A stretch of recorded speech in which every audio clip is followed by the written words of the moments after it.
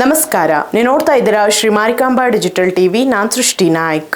ಉತ್ತರ ಕನ್ನಡ ಜಿಲ್ಲೆಯ ರೈತರು ತೀವ್ರ ಸಂಕಷ್ಟ ಎದುರಿಸುತ್ತಿದ್ದು ಅಘೋಷಿತ ತುರ್ತು ಪರಿಸ್ಥಿತಿ ನಿರ್ಮಾಣವಾಗಿದೆ ಎಂದು ಬಿಜೆಪಿ ರೈತ ಮೋರ್ಚಾ ಜಿಲ್ಲಾಧ್ಯಕ್ಷ ಅನಂತಮೂರ್ತಿ ಹೆಗಡೆ ಆರೋಪಿಸಿದ್ದಾರೆ. ಅಲ್ಲದೆ ರೈತರ ಸಮಸ್ಯೆಗೆ ಸ್ಪಂದಿಸಿದ ಕಾಂಗ್ರೆಸ್ ಸರ್ಕಾರದ ವಿರುದ್ಧ ತೀವ್ರ ವಾಗ್ದಾಳಿ ನಡೆಸಿದ್ದಾರೆ. ಶಿರಸಿಯ ಬಿಜೆಪಿ ಕಚೇರಿಯಲ್ಲಿ ಸುದ್ದಿಗೋಷ್ಠಿ ನಡೆಸಿ ಮಾತನಾಡಿದ ಅವರು, ಎಲೆಚುಕ್ಕೆ ರೋಗ ಹಾಗೂ ಕೊಳೆ ರೋಗದ ತೀವ್ರತೆಗೆ ರೈತರು ಸಂಕಷ್ಟದಲ್ಲಿದ್ದು ದಿನನಿತ್ಯದ ಬದುಕು ಸಾಗಿಸುವುದೇ ಕಷ್ಟಕರವಾಗಿದೆ. ತಕ್ಷಣ ಶಾಸಕರು, ರೈತರು, ಕೃಷಿ ವಿಜ್ಞಾನಿಗಳು ಹಾಗೂ ಸಂಬಂಧಿತ ಅಧಿಕಾರಿಗಳ ಸಭೆ ಕರೆದು ತುರ್ತು ಪರಿಹಾರ ಕಂಡುಕೊಳ್ಳಬೇಕೆಂದು ಒತ್ತಾಯಿಸಿದರು. ನಮ್ಮ ಹಿಂದಿನ ರೈತ ನಾಯಕರಾದಂತಹ ರೈತ ಮೋರ್ಚಾ ಅಧ್ಯಕ್ಷರಾದಂತಹ ರಮೇಶ್ ನಾಯಕ್ ಅವರು ನೇತೃತ್ವದಲ್ಲಿ ನಾವು ಕೂಡ ಮನವಿ ಕೊಟ್ಟಾಗಿತ್ತು. ಹಲವಾರು ಬಾರಿ ಹಲವಾರು ಸಂಘಟನೆಗಳು ಇದನ್ನು ಹೇಳಿದ್ರು ಕೂಡ ರಾಜ್ಯ ಸರ್ಕಾರದವರು ಆ ಮಳೆ ಮಾಪನ ಯಂತ್ರವನ್ನು ದುರಸ್ತಿ ಮಾಡಿಲ್ಲ. ಹೋದ ವರ್ಷ ಏನಾಗಿತ್ತು, ಎಲ್ಲ ಪಂಚಾಯಿತಿಯಲ್ಲೂ ಸೇಮ್ ಮಳೆ ಇದೆ ಅಂತ ಹೇಳಿ ಕೊಟ್ಟಿದ್ದರು. ಅದಕ್ಕೆ ಅವರು ಡೌಟ್ ಮಾಡಿ ಇದು ನಿಮ್ಮದು ಎಲ್ಲ ಪಂಚಾಯಿತಿಯಲ್ಲೂ ಸೇಮ್ ಮಳೆ ಹೆಂಗೆ ಸಾಧ್ಯ ಇದೆ ಅಂಥೇಳಿ ಅದನ್ನು ಅವರು ಕ್ಯಾನ್ಸಲ್ ಮಾಡಿದರು, ತಿರಸ್ಕಾರ ಮಾಡಿದರು. ನಂತರ ತಮಗೆ ಗೊತ್ತಿದೆ ಪರಿಹಾರ ಬಂತು. ಈ ಸಲ ಏನಾಗಿದೆ ಅಂತಂದರೆ, ಈ ಸಲನೂ ಕೂಡ ಅವರು ರಿಜೆಕ್ಟ್ ಮಾಡಿದ್ರು. ಇದು ಹೆಂಗೆ ಕೊಡ್ಲಿಕ್ಕೆ ಬರ್ತದೆ, ನಿಮ್ಮದು ಮಳೆ ಮಾಪನ ಅಂತ ಸರಿ ಇಲ್ಲ ಅಂತ ಹೇಳಿ. ಕಳೆದ ವರ್ಷ ಸಂಸದ ವಿಶ್ವೇಶ್ವರ ಹೆಗಡೆ ಕಾಗೇರಿ ಅವರ ಪ್ರಯತ್ನದಿಂದ ರೈತರಿಗೆ ವಿಮೆ ಹಣ ದೊರೆತಿದ್ದು ಈ ವರ್ಷವೂ ಜಮಾ ಆಗುತ್ತದೆ. ಆದರೆ ಮಳೆ ಮಾಪನ ಯಂತ್ರದ ದೋಷ ಸರಿಪಡಿಸದ ಸರ್ಕಾರದ ನಿರ್ಲಕ್ಷ್ಯದಿಂದ ರೈತರಿಗೆ ಅನ್ಯಾಯವಾಗುತ್ತದೆ ಎಂದು ಆರೋಪಿಸಿದರು. ರೈತರು ಪಡೆದಿರುವ ಕೃಷಿ ಸಾಲವನ್ನು ಏಪ್ರಿಲ್ 15ರಿಂದ 30ರೊಳಗೆ ತೀರಿಸಲು ಸಾಧ್ಯವಿಲ್ಲ. ಹೀಗಾಗಿ ಸಾಲ ಮನ್ನಾ ಮಾಡಬೇಕು, ಇಲ್ಲವೇ ಅವಧಿ ವಿಸ್ತರಣೆ ನೀಡಬೇಕು. ರೈತರಿಗೆ ಯಾವುದೇ ಕಿರುಕುಳ ನೀಡಬಾರದು ಎಂದು ಒತ್ತಾಯಿಸಿದರು. ರಾಜ್ಯ ಸರ್ಕಾರದವರು ಆ ಮಳೆ ಮಾಪನ ಯಂತ್ರವನ್ನು ದುರಸ್ತಿ ಮಾಡಿಲ್ಲ. ಹೋದ ವರ್ಷ ಏನಾಗಿತ್ತು, ಎಲ್ಲ ಪಂಚಾಯಿತಿಯಲ್ಲೂ ಸೇಮ್ ಮಳೆ ಇದೆ ಅಂತ ಹೇಳಿ ಕೊಟ್ಟಿದ್ದರು. ಅದಕ್ಕೆ ಅವರು ಡೌಟ್ ಮಾಡಿ ಇದು ನಿಮ್ಮದು ಎಲ್ಲ ಪಂಚಾಯಿತಿಯಲ್ಲೂ ಸೇಮ್ ಮಳೆ ಹೆಂಗೆ ಸಾಧ್ಯ ಇದೆ ಅಂಥೇಳಿ ಅದನ್ನು ಅವರು ಕ್ಯಾನ್ಸಲ್ ಮಾಡಿದರು, ತಿರಸ್ಕಾರ ಮಾಡಿದರು. ನಂತರ ತಮಗೆ ಗೊತ್ತಿದೆ ಪರಿಹಾರ ಬಂತು. ಈ ಸಲ ಏನಾಗಿದೆ ಅಂತಂದರೆ, ಈ ಸಲನೂ ಕೂಡ ಅವರು ರಿಜೆಕ್ಟ್ ಮಾಡಿದ್ರು. ಇದು ಹೆಂಗೆ ಕೊಡ್ಲಿಕ್ಕೆ ಬರ್ತದೆ, ನಿಮ್ಮದು ಮಳೆ ಮಾಪನ ಅಂತ ಸರಿ ಇಲ್ಲ ಅಂಥೇಳಿ. ಆದರೆ ನಿರಂತರವಾಗಿ ಕಾಗೇರಿ ಸಾಹೇಬರು ಹಾಗೆ ಮಾಡಬಾರ್ದು, ರೈತರು ಬಹಳ ಕಷ್ಟದಲ್ಲಿದ್ದಾರೆ, ಕೊಡಲೇಬೇಕು ಅಂತ ಒತ್ತಡ ಹಾಕಿದ ಫಲವಾಗಿ ಪರಿಹಾರ ಬಂತು. ಅದೇನಾಗಿದೆ ಅಂತಂದರೆ, ಇವರು ಎಂಥ ದೊಡ್ಡ ತಪ್ಪು ಮಾಡಿದ್ದಾರೆ ಅಂದರೆ ರಾಜ್ಯ ಸರ್ಕಾರದವರು, ಯಾವುದೋ ಪಂಚಾಯತಲ್ಲಿ ಸರಿ ಇಲ್ಲ, ಪಕ್ಕದ ಯಾವುದೋ ಪಂಚಾಯತಿದು ರೀಡಿಂಗ್ ತೆಗೆದು ಹಾಕ್ಬಿಟ್ಟಿದ್ದಾರೆ. ಉದಾಹರಣೆಗೆ ಮತ್ತಿಘಟ್ಟದ ಏನಾಗಿದೆ ಅಂತಂದರೆ, ಈಗ ಶಿವಳ್ಳಿದು ತೆಗೆದು ಹಾಕಿದ್ದಾರೆ. ಅಲ್ಲಿ 177 ರೂಪಾಯಿನೂ ಬಂದಿದೆ. ಒಂದು ಇಷ್ಟಿದೆ, ಮತ್ತು ನಮಗೆಲ್ಲ ಕೊಡ್ತೇನೆ ಯಾವ ಪಂಚಾಯತ್ ಎಷ್ಟು ಬಂತು ಅಂತೇಳಿ. ಬಂಡ್ಲದಲ್ಲಿ 900 ರೂಪಾಯಿ ಗುಂಟೆ ಲೆಕ್ಕದಲ್ಲಿ ಬಂತು. ಇದರಲ್ಲಿ 1 ಗುಂಟೆಗೆ 50 ರೂಪಾಯಿ ಬಂದರೆ, ಪಕ್ಕದ ಬಿಸಿರುಕೊಪ್ಪದಲ್ಲಿ ಸುಮಾರು 500 ರೂಪಾಯಿ ಬಂತು. ಅಂದರೆ 20,000 ರೂಪಾಯಿ ಎಕರೆ ಬಂತು. ಸಿಕ್ಕಾಪಟ್ಟೆ ತಾರತಮ್ಯ. ಮಳೆ ಸೇಮ್ ಬಂದಿದೆ, ಆದರೆ ಇವರು ಪಕ್ಕದ ಯಾವುದೋ ಪಂಚಾಯತ್ ತೆಗೆದು ಹಾಕ್ಬಿಡ್ತಾರೆ. ದೊಡ್ಡನಳ್ಳಿಯಿಂದ ಸಿರ್ಸಿ ಮಳೆ ತೆಗೆದು ಹಾಕ್ಬಿಡೋದು. ಹೀಗೆಲ್ಲ ಮಾಡಿ ಎಲ್ಲ ಅಸ್ತವ್ಯಸ್ತ ಮಾಡಿಟ್ಟಿದ್ದಾರೆ. ಸಂಪೂರ್ಣ ಗೊಂದಲ ಇದೆ.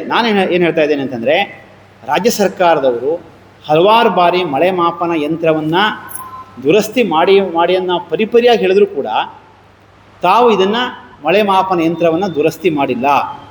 ಇದು ತಾವೇ ಮಾಡಿದಂತಹ ಪಾಪ, ತಾವು ಇದು ಜವಾಬ್ದಾರಿ ಹೊರಬೇಕು. ತನ್ನ ಮೂಲಕವಾಗಿ ರೈತರಿಗೆ ಏನು ಅನ್ಯಾಯ ಆಗಿದೆ ತಾವು ಸರಿಪಡಿಸಬೇಕು ಅಂಥೇಳಿ ನಾವು ರೈತ ಮೋರ್ಚಾ ವತಿಯಿಂದ ಜಿಲ್ಲೆಯ ಸಮಸ್ತ ರೈತರ ಪರವಾಗಿ ಆಗ್ರಹವನ್ನು ಮಾಡ್ತೇವೆ. ಎರಡನೇ ವಿಚಾರ, ಇತ್ತೀಚೆಗೆ ತಮಗೆ ಗೊತ್ತಿದೆ, ಈ ಎಲೆ ಚುಕ್ಕಿ ರೋಗದಿಂದ ಹಲವಾರು ಊರುಗಳಲ್ಲಿ ಸಂಪೂರ್ಣ ತೋಟ ಹಾಳಾಗಿದೆ. ಕೊಳೆ ರೋಗ, ಎಲೆ ಚುಕ್ಕಿ ರೋಗ, ಕೆಲವು ಕಡೆ ಅಂತೂ 80%, 90% ಬೆಳೆನೇ ಇಲ್ಲ. ಮೊನ್ನೆ ದೇವನಹಳ್ಳಿಗೆ ಹೋಗಿದ್ದೆ, ಅವರಿದ್ದು ತೋಟದಲ್ಲಿ 19 ಕ್ವಿಂಟಲ್ ಅಡಿಕೆ ಆಗ್ತಿತ್ತಂತೆ. ಈ ಸಲ ಅಂಗಳದ ಒಂದಿಷ್ಟು ಅಡಿಕೆ ಹಾಕಿಟ್ಟಿದ್ದಾರೆ, ತೋರಿಸ್ತಾರೆ ಇಷ್ಟೇನು ಅಡಿಕೆ ಅಂತೇಳಿ. ಅಂದರೆ 1.5 ಕ್ವಿಂಟಲ್ ಇರ್ಬೋದು. 19 ಕ್ವಿಂಟಲಲ್ಲಿ 1.5 ಕ್ವಿಂಟಲಲ್ಲಿ ಅವರು ಊಟ ಮಾಡ್ಕೊಂಡು ಹೆಂಗೆ ಹೋಗ್ತಾರೆ, ಸಾಲ ಹೆಂಗೆ ಕಟ್ತಾರೆ, ಇದೆಲ್ಲವೂ ಕೂಡ ರೈತರಿಗೆ ಸಿಕ್ಕಾಪಟ್ಟೆ ಸಮಸ್ಯೆ ಇದೆ. ಈಗ ಮೊನ್ನೆ ರಾಜ್ಯ ಸರ್ಕಾರದವರು ಅದು ಚರ್ಚೆ ಆಗಿದೆ ವಿಧಾನಸಭೆಯಲ್ಲಿ. ನಾವು ಈ ಕೊಳೆ ರೋಗಕ್ಕೆ 62 ಕೋಟಿ ರೂಪಾಯಿಯನ್ನು ಔಷಧಿ ಪರಿಹಾರ ಅಲ್ಲ, ಮತ್ತು ಇದು ಔಷಧಿಗೆ ನಾವು ಸಬ್ಸಿಡಿ ಈ ಥರ ಕೊಡ್ತೇವೆ, 62 ಕೋಟಿ ರೂಪಾಯಿ ಅಂತ ಕೊಡಬೇಕು ಅಂತ ಎತ್ತಿಟ್ಟಿದ್ದೇವೆ ನಾವು ಅಂತ ಹೇಳಿದ್ರು. ಎಷ್ಟು ಖರ್ಚು ಮಾಡಿದ್ದಾರಪ್ಪ ಅಂತ ಕೇಳಿದ್ರೆ ಬರೀ 5 ಕೋಟಿ ರೂಪಾಯಿ ಖರ್ಚು ಮಾಡಿದ್ದೇವೆ ಅಂತ ಹೇಳ್ತಾರೆ. ಹೌದಾ? 5 ಕೋಟಿ ರೂಪಾಯಿ. ನಮ್ಮ ನೋಡಿ, ಉತ್ತರ ಕನ್ನಡ ಜಿಲ್ಲೆಯಲ್ಲಿ ನಮ್ಮ ಮಾಹಿತಿ ಪ್ರಕಾರ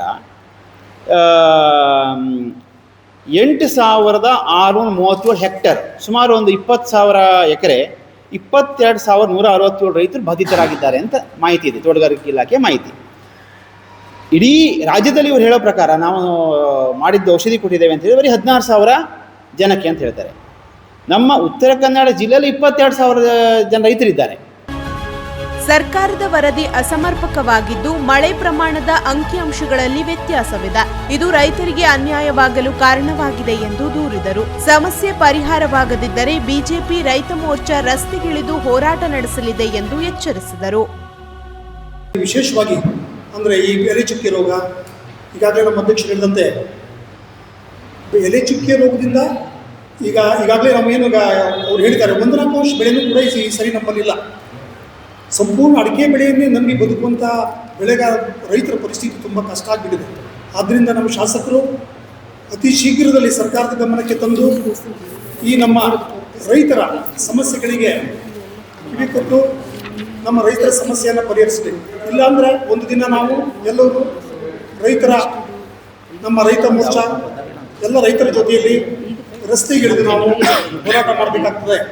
ಆದ್ದರಿಂದ ದಯವಿಟ್ಟು ಶಾಸಕರು ಇದನ್ನು ಕಿವಿಯಲ್ಲಿ ಇಟ್ಕೊಂಡು ಸರ್ಕಾರದ ಗಮನಕ್ಕೆ ತಂದು ಅಡಿಕೆ ಬೆಳೆಗಾರರ ಸಮಸ್ಯೆಯನ್ನು ಅತಿ ಶೀಘ್ರದಲ್ಲಿ ಪರಿಹಾರ ಮಾಡಬೇಕು ಅಂತೇಳಿ ಈ ಮೂಲಕ ನಾವು ಆಗ್ರಹ ಮಾಡ್ತಾ ಇದ್ದೇವೆ. ಮಳೆ ಮಾಪನ ಯಂತ್ರವನ್ನು ಮತ್ತೊಮ್ಮೆ ಹೇಳ್ತೇನೆ, ಮಳೆ ಮಾಪನ ಯಂತ್ರವನ್ನು ತಕ್ಷಣ ದುರಸ್ತಿ ಮಾಡಲೇಬೇಕು. ಇದೊಂದು ರೀತಿಯ ರಾಜ್ಯ ಸರ್ಕಾರ ಚೆಲ್ಲಾಟ ಆಡ್ತಾ ಇದೆ ರೈತರ ಬಾಳಲ್ಲಿ. ಒಂದು ಮಳೆ ಮಾಪನ ಯಂತ್ರ ಸರಿ ಮಾಡುವಂಥದ್ದು, ಮತ್ತು ಎಲೆ ಚುಕ್ಕಿ ರೋಗಕ್ಕಾಗಿ ವಿಶೇಷ ಪ್ಯಾಕೇಜನ್ನು ಕೊಡಬೇಕು. ವಿಶೇಷ ಪ್ಯಾಕೇಜನ್ನು ಕೊಡೋದ್ರ ಮುಖಾಂತರ ಅವ್ರಿಗೆ ಸಹಾಯಧನ ಕೊಡಬೇಕು. ಮತ್ತು NDRF ಮುಖಾಂತರವಾಗಿ ಅದರ ನಾರ್ಮ್ಸ್ ಪ್ರಕಾರ ಏನು ಪರಿಹಾರ ಕೊಡ್ಬೋದು ಆ ಪರಿಹಾರ ಕೊಡಬೇಕು. ತಕ್ಷಣ ಒಂದು ರೈತರ ಸಹಕಾರಿಗಳ ಪತ್ರಕರ್ತರು ಒಳಗೊಂಡಂತೆ ಒಂದು ಸಭೆಯನ್ನು ಕರೆದು ಎಲ್ಲರ ಅಭಿಪ್ರಾಯವನ್ನು ಮಂಡಿಸಲಿಕ್ಕೆ ಅವಕಾಶ ಕೊಟ್ಟು ಸರಿಯಾದ ರೀತಿಯಲ್ಲಿ ಪಕ್ಷಾತೀತವಾಗಿ ನಾವು ಹೋರಾಟವನ್ನು ಮಾಡಿಲ್ಲ ಅಂತಂದರೆ ರೈತರು ಮುಂದಿನ ದಿವಸದಲ್ಲಿ, ನಮ್ಮ ರೈತ ಅಂತಂದರೆ ಅವರೇ ನಮ್ಮ ಬೆನ್ನೆಲುಬು, ಈ ಭಾಗದ ಜೀವನಾಡಿ. ಆ ರೈತರು ಕಷ್ಟ ಅನುಭವಿಸಬಾರ್ದು ಅಂತಂದರೆ ಸಭೆ ಕರೆಯೋದ್ರ ಮುಖಾಂತರವಾಗಿ ಔಷಧಿಗೆ ನಾವು ಏನು ಮಾಡಬೇಕು, ಔಷಧಿ ಕಂಡುಹಿಡಿಯಲಿಕ್ಕೆ ಏನು ಮಾಡಬೇಕು, ಎಲ್ಲಿ ಹೋಗಿ ಒತ್ತಡ ಹಾಕಬೇಕು ಅದನ್ನು ಕೇಳುವಂಥದ್ದು ಇರ್ಬೋದು. ಏಪ್ರಿಲ್ 15 ನಂತರ ಮಾಧ್ಯಮಿಕ ಸಾಲವನ್ನು ಕಟ್ಟೋ ವಿಚಾರವಾಗಿ ಚರ್ಚೆ ಮಾಡುವಂಥದ್ದು ಇರ್ಬೋದು. ಹಾಗೆ ಮುಂದೆ ಸಾಲ ಮನ್ನಾ ಮಾಡೋ ವಿಚಾರ ಇರ್ಬೋದು. ಹೀಗೆ ಎಲ್ಲ ವಿಚಾರವಾಗಿ, ಯಾಕೆಂದರೆ ಅಡಿಕೆ ಮರನೇ ಹೋಗ್ಬಿಟ್ಟಿದೆ. ಕೆಲವು ಜನ ಹೇಳ್ತಾರೆ ನಮ್ಮ ತೋಟದಲ್ಲಿ ಅಡಿಕೆ ಮರ ಎಲ್ಲ ಹೋಗಿದೆ, ನಾವು ಹೊಸದಾಗಿ ಅಡಿಕೆ ಮರ ಹಚ್ಕೋಬೇಕು. ಹಚ್ಚಲಿಕ್ಕೆ ಎಷ್ಟು ಖರ್ಚು ಬರ್ತದೆ, ಅದಕ್ಕೆ ಸಹಾಯಧನವನ್ನು ಯಾರು ಕೊಡ್ತಾರೆ? ಹೀಗೆಲ್ಲದ್ರ ಬಗ್ಗೂ ಕೂಡ ಸರಿಯಾಗಿ ಚರ್ಚೆಯನ್ನು ಮಾಡಲೇಬೇಕು ಅನ್ನೋದು ನಮ್ಮ ಆಗ್ರಹ ಆಗಿದೆ.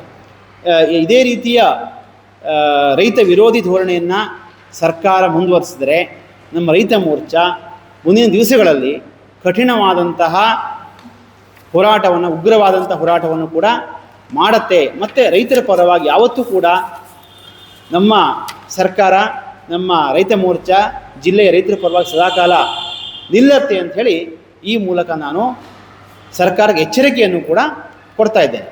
ಮೊದಲು ಇನ್ಶೂರೆನ್ಸ್ ಬರ್ತಾಯಿತ್ತು, ಕರೆಕ್ಟಾ? ಬರ್ತಾಯಿತ್ತು ಅಂತಂದರೆ ನಿಮ್ಮ ಗಾಡಿ ಓಡ್ತಾ ಇದೆ ಅಂತಂದರೆ ನಿಮ್ಮ ಗಾಡಿ ಸರಿ ಇದೆ ಅಂತ ಅರ್ಥ. ಈಗ ಚಾಲಕರಿರಲಿ, ಚಾಲಕರು ಯಾರಿದ್ರೂ ಕೂಡ ಅಲ್ಲ, ಎಂಥ ಚಾಲಕ ಗಾಡಿ ಪೆಟ್ರೋಲ್ ಇಲ್ಲ, ಗಾಡಿ ಹಾಳಾಗಿದೆ, ಎಂಥ ಚಾಲಕರು ಒಂದಿದ್ರು ಗಾಡಿ ಮುಂದೆ ಹೋಗ್ತದೆ, ಹೋಗೋದೇ ಇಲ್ಲ, ನಿಂತ್ಕೊಳ್ತದೆ. ಈಗ ಹಾಳಾಗಿದೆ, ಅವರು ಒಪ್ಕೊಂಡಿದ್ದಾರೆ. ಇದೇನು ಮುಚ್ಚುಮರೆ ಇಲ್ಲ, ಇದು ಓಪನ್ ಸೀಕ್ರೆಟು. ನಾವು ಟೆಂಡರ್ ಕೊಟ್ಟಿದ್ದೇವೆ, ನಾವೇ ಹಲವಾರು ಬಾರಿ ಹೇಳಿದ್ದೇವೆ ಅಂತ ನಮ್ಮ ಶಾಸಕರು ಒಪ್ಕೊಂಡಿದ್ದಾರೆ. ಇದನ್ನು ಮಳೆ ಮಾಪನ ಅಂತ ಸರಿ ಇಲ್ಲ ಅಂತ ಹೇಳಿ ನಾವು ಹೇಳೋದಂತ ಇದೆ, ಅವರು ಒಪ್ಕೊಂಡಿದ್ದಾರೆ. ಅವರೇ ಸರಿ ಮಾಡ್ತಾ ಇಲ್ಲವಲ್ಲ, ಇನ್ನೆಂತ ಇದೆ? ಹೌದು, ಕೆಲವೊಂದು ಸಲ ಒತ್ತಡ ಹಾಕಬೇಕಾಗ್ತದೆ. ಮಳೆ ಮಾಪನ ಹೌದು, ಹೋದ ಸಲ ಕೊಟ್ಟಿದ್ದಿಲ್ಲ ಅಂತ ಸ್ಟಾಪ್ ಮಾಡಿದರು. ಆದರೆ ಹೇಳಿದ್ರು ನಮ್ಮ ಸಂಸದರು, ಇಲ್ಲ ನಮ್ಮ ರೈತ ತೊಂದರೆ ಆಗ್ತದೆ, ನೀವು ಕೊಡಿ ಅಂತೇಳಿ ಒತ್ತಡ ಓಪನ್ ಆಗಿ ಹೇಳಿದ್ದಾರೆ. ಅದನ್ನು ಕೂಡ ಈ ನಮ್ಮ ಮಳೆ ಮಾಪನ ಅಂತ ಸರಿ ಇಲ್ಲ, ಕೊಡಲ್ಲ ಅಂತ ರಿಜೆಕ್ಟ್ ಮಾಡಿದರು. ನಾನು ಮಾಡಿಸ್ಕೊ ಬಂದಿದ್ದೇನೆ ಅಂತ ಹೇಳಿದ್ದಾರೆ. ಇನ್ನೇನು ಬೇಕು? ರೈತರ ಹಿತ ಕಾಪಾಡುವಂಥದ್ದು ಪ್ರತಿಯೊಬ್ಬರ ಕರ್ತವ್ಯ ಆಗಿದೆ ಅಂತೇಳಿ ಅವರು ಮಾಡಿದ್ದಾರೆ. ಈ ವರ್ಷ ಅದೇ ಕಥೆ ಆಯಿತು. ಈಗ ನೋಡಿ ಹೇಳ್ತಾ ಇದ್ದಾರೆ, ಹೋದಲ್ಲಿ ಬಂದಲ್ಲಿ ಅದನ್ನೇ ಹೇಳ್ತಾ ಇದ್ದಾರೆ, ಮಳೆ ಮಾಪನ ಅಂತ ಸರಿ ಮಾಡಿ ಅಂತ ಹೇಳ್ತಾ ಇದ್ದಾರೆ. ಈಗ ನಮ್ಮ ಅಧ್ಯಕ್ಷರಾದ ಉಷಾ ಹೆಗಡೆ ಅವರು ಮಾತಾಡ್ತಾರೆ. ಎಲ್ಲ ರೈತ ಮೋರ್ಚಾದ ಪ್ರಮುಖರ ನೇತೃತ್ವದಲ್ಲಿ ಉತ್ತರ ಕನ್ನಡ ಜಿಲ್ಲೆಯ ಎಲ್ಲ ರೈತರ ಪರವಾಗಿ ಧ್ವನಿಯನ್ನು ಎತ್ತಲಾಗಿದೆ. ಯಾಕಂದರೆ ಎಲೆ ಚುಕ್ಕೆ ರೋಗ, ಕೊಳೆ ಬಂದಂಥದ್ದು, ಹಾಗೂ ನಮ್ಮ ರೈತರಿಗೆ ಆಗ್ತಕ್ಕಂಥ ಸಂಕಷ್ಟಗಳ ಬಗ್ಗೆ ಈಗಾಗಲೇ ಹಂತ ಹಂತವಾಗಿ ಎಲ್ಲ ಮಾಹಿತಿಯನ್ನು ಕೊಡಲಾಗಿದೆ. ಕೇವಲ ಅಧಿವೇಶನದಲ್ಲಿ ಚರ್ಚೆ ಮಾಡಿದ್ರೆ ಸಾಕಾಗೋದಿಲ್ಲ. ಇಲ್ಲಿ ಏನು ಆಗ್ತಾ ಇದೆ, ಈಗಾಗಲೇ ಉತ್ತರ ಕನ್ನಡ ಜಿಲ್ಲೆಯಲ್ಲಿ ಹಲವಾರು ಸಂಘ ಸಂಸ್ಥೆಗಳು ರೈತರ ಜೀವನಾಡಿಯಾಗಿ ಕೆಲಸ ಮಾಡ್ತಾ ಇದೆ. ಆ ರೈತರ ಸಂಘ ಸಂಸ್ಥೆಗಳು ದಿನನಿತ್ಯ ಸಾವಿರಾರು ರೈತರ ಬದುಕನ್ನು, ಅವರ ವಿಷಯಗಳು ಏನೆಲ್ಲ ಇರುತ್ತೆ ಅನ್ನುವಂತಹ ಚರ್ಚೆಯನ್ನು ಮಾಡುತ್ತೆ. ಯಾರು ರೈತ ಬೆಳೆಗಾರರಿದ್ದಾರೋ ಅವರಲ್ಲಿ ಏನೇನು ಆಗಬೇಕು ಅನ್ನುವಂಥದ್ದನ್ನು ತೆಗೆದುಕೊಂಡು ಹೋಗಿ ಸರ್ಕಾರದ ಮಟ್ಟದಲ್ಲಿ ಚರ್ಚೆಯನ್ನು ಮಾಡಿದಾಗ ಖಂಡಿತವಾಗಿ ಒಂದಲ್ಲ ಒಂದು ಹಂತದಲ್ಲಿ ಪರಿಹಾರ ಸಿಗುವಂಥ ಸಾಧ್ಯತೆ ಇದೆ. ಈಗಾಗಲೇ ಅವ್ರು ಹೇಳಿದಾಗೆ ಪರ್ಯಾಯ ಬೆಳೆಗಳನ್ನು, ಪರ್ಯಾಯವಾದಂತಹ ಪ್ಯಾಕೇಜ್ಗಳನ್ನು ಕೊಡೋದ್ರ ಮುಖಾಂತರವಾಗಿ ಈಗ ಸದ್ಯಕ್ಕೆ ರೈತರಿಗೆ ಏನು ಬೇಕಾಗಿದೆ, ಆಯ್ತು ಇನ್ನೊಂದು ಸ್ವಲ್ಪ ದಿವಸ ಹೋಯ್ತು ಅಂದರೆ ಮತ್ತೆ ಮಳೆಗಾಲ ಬರುತ್ತೆ, ಈ ವರ್ಷದ ಕಂತು ತುಂಬೋದು ರೈತರಿಗೆ ಬೇಕಾಗುತ್ತೆ, ಅವಾಗ ರೈತರು ಏನು ಮಾಡ್ತಾರೆ ಅನ್ನುವಂಥ ಪ್ರಶ್ನೆ ಈಗ ರೈತರ ಮುಂದೆ ಯಕ್ಷ ಪ್ರಶ್ನೆಯಾಗಿ ಉಳಿದಿದೆ. ಇದಕ್ಕೆಲ್ಲವೂ ಕೂಡ ಪರಿಹಾರ ಕೊಡಬೇಕು. ಹಾಗೂ ಈ ನಿಟ್ಟಿನಲ್ಲಿ ರಾಜ್ಯ ಸರ್ಕಾರ ಮಳೆ ಮಾಪನ ಯಂತ್ರವನ್ನು ಮುಖ್ಯವಾಗಿ ಏನು 2 ವರ್ಷದಿಂದ ಹೇಳ್ತಾ ಇದ್ದಾರೆ, PDOಗಳು ಕೂಡ ಅದನ್ನೇ ಹೇಳ್ತಾರೆ, ನಾವೆಂತ ಮಾಡಿದ್ರಿ ಮಳೆ ಮಾಪನ ಯಂತ್ರನೇ ಸರಿ ಇಲ್ಲ ಅಂತ. ಅಂದರೆ ಸ್ಥಳೀಯ ಮಟ್ಟದ ಅಧಿಕಾರಿಗಳಿಗೆ ಕೂಡ ಇದು ಸಮಸ್ಯೆಯಾಗಿ ಕೂತ್ಕೊಂಡಿದೆ. ಅದು ತಕ್ಷಣದಲ್ಲಿ ಸರಿ ಮಾಡಿಸುವಂತಹ ಪ್ರಯತ್ನ ಆಗಬೇಕು ಮತ್ತು ಅದು ಆಗಲೇಬೇಕಾದಂಥ ಅನಿವಾರ್ಯತೆ ಇದೆ ಅಂಥೇಳಿ ಆಗ್ರಹವನ್ನು ವ್ಯಕ್ತಪಡಿಸ್ತಾ ಇದ್ದೇವೆ. ಆದರೂ ಕೂಡ ನಮ್ಮ ಶಾಸಕರು ಏನು ಮಾಡಿದ್ರು ಅಂತಂದರೆ, ಸುಮ್ಮನೆ ತೋರ್ಗಣಿಕೆಗೆ ಸಿರಿಸಿ ಶಾಸಕರು ಪ್ರಶ್ನೆ ಕೇಳಿದ್ದಾರೆ. ಅವ್ರು ಏನು ಉತ್ತರ ಕೊಟ್ಟಿದ್ದಾರೋ ಅದ್ರ ಬಗ್ಗೆ ಏನು ಖಂಡಿಸಲಿಲ್ಲ ಅಥವಾ ಅವ್ರಿಗೆ ಕ್ವಶನ್ ಕೂಡ ಕೇಳಿಲ್ಲ. ಹಾಗೆ ಕಾಟಾಚಾರಕ್ಕೆ ರೀತಿಯ ಪ್ರಶ್ನೆ ಕೇಳಿದ್ದಾರೆ. ನಾನು ಈ ಮೂಲಕ ಏನು ಆಗ್ರಹ ಮಾಡ್ತೇನೆ ಅಂತಂದರೆ, ಇದು ಕೇವಲ ತಾವು ಹೋಗಿ ಒಂದು ಪ್ರಶ್ನೆ ಕೇಳಿದಾಕ್ಷಣ ಇದು ಬಗೆಹರಿಯುವಂಥದ್ದಲ್ಲ. ಈ ಜಿಲ್ಲೆಯ ಕೃಷಿಕರ ಸಭೆಯನ್ನು ಕರೀಬೇಕು. ಈ ಜಿಲ್ಲೆಯ ಕೃಷಿಕರ ಸಭೆಯನ್ನು ಸಹಕಾರಿಗಳು, ಉದಾಹರಣೆಗೆ TSS ಇರ್ಬೋದು, TMS ಇರ್ಬೋದು, ಇಂಥ ಹಿರಿಯರ ಸಭೆಯನ್ನು ಶಾಸಕರ ನೇತೃತ್ವದಲ್ಲಿ, ಸಂಸದರ ನೇತೃತ್ವದಲ್ಲಿ ಎಲ್ಲವನ್ನು ಸೇರಿಸಿ ಕರೆದು ಚರ್ಚೆ ಮಾಡಿ ಅದಕ್ಕೆ ಪರಿಹಾರ ಕಂಡುಕೊಳ್ಬೇಕಾಗ್ತದೆ. ಪರಿಹಾರವನ್ನು ಕಂಡುಕೊಂಡಿಲ್ಲ ಅಂತಂದರೆ ರೈತರು ಬಹಳ ಅಪಾಯದಲ್ಲಿದ್ದಾರೆ. ಹಲವಾರು ವಿಚಾರ, ಒಂದು ಔಷಧಿ ವಿಚಾರ ಇರ್ಬೋದು, ಎರಡನೇದು ಈಗ ನೋಡಿ ಏಪ್ರಿಲ್ 15ನೇ ತಾರೀಕಿಗೆ ಕಂತು ಕೊಟ್ಟೋದು ಬಂತು. ಈಗ ಮಾಧ್ಯಮಿಕ ಸಾಲ ಸುಮಾರು 10 ಲಕ್ಷವರೆಗೂ ಕೂಡ ಆ ಕಂತನ್ನು ಕೊಟ್ಟೋದು ಬರ್ತದೆ. ಅವರೆಲ್ಲ ಬಂದು ತಲೆ ಮೇಲೆ ಕೂತ್ಕೋತಾರೆ, ಹಣ ಕಟ್ಟು ಅಂಥೇಳಿ. ಕೂತ್ಕೊಂಡಾಗ ಇವರು ಕಂತು ಕಟ್ಟಿಲ್ಲ ಅಂತಂದರೆ ಅವ್ರು ಕಟ್ಟಬಾಕಿ ಆಗ್ತದೆ, ಅವರಿಗೆ ಬೆಳೆ ಸಾಲ ಸಿಗೋದಿಲ್ಲ. ಈ ಬೆಳೆ ಸಾಲ ಅಂದರೆ ಪಾಪ ರೈತರಿಗೆ ಮತ್ತೇನು ಮಾಡೋದಿಲ್ಲ, ಫಸ್ಟು ಅಳತೆ ಮಾಡ್ತಾರೆ. ಈ ಹಳೆ ಸಾಲವನ್ನು ಹೊಸ ಸಾಲ ತಗೊಂಡು ಹಿಂದೆ ಮುಂದೆ ಮಾಡ್ತಾರೆ, ಬಿಟ್ಟು ಅದ್ರ ಒಂದು ರೂಪಾಯಿ ಕೂಡ ಸಿಗೋದಿಲ್ಲ ಆ ಸಾಲ. ಇಲ್ಲೇನಾಗಿದೆ, ಈ ಏನು ಮಾಧ್ಯಮಿಕ ಸಾಲದಿಂದ ಅವರು ಕಂಗಾಲಾಗಿದ್ದಾರೆ. ಹೆಂಗೆ ಈ ನೋಡಿ ನಿಮಗೆ ಹೇಳ್ತೇನೆ, 19 ಕ್ವಿಂಟಲ್ ಅಡಿಕೆ ಆಗೋವನಿಗೆ 1.5 ಕ್ವಿಂಟಲ್ ಅಡಿಕೆ ಆದರೆ ಅವ್ನು ಊಟ ಹೆಂಗೆ ಮಾಡಬೇಕು? ಊಟ ಮಾಡೋದೇ ಕಷ್ಟ ಇದೆ, ಅವನು ಸಾಲ ಹೆಂಗೆ ಕಟ್ಟಬೇಕು?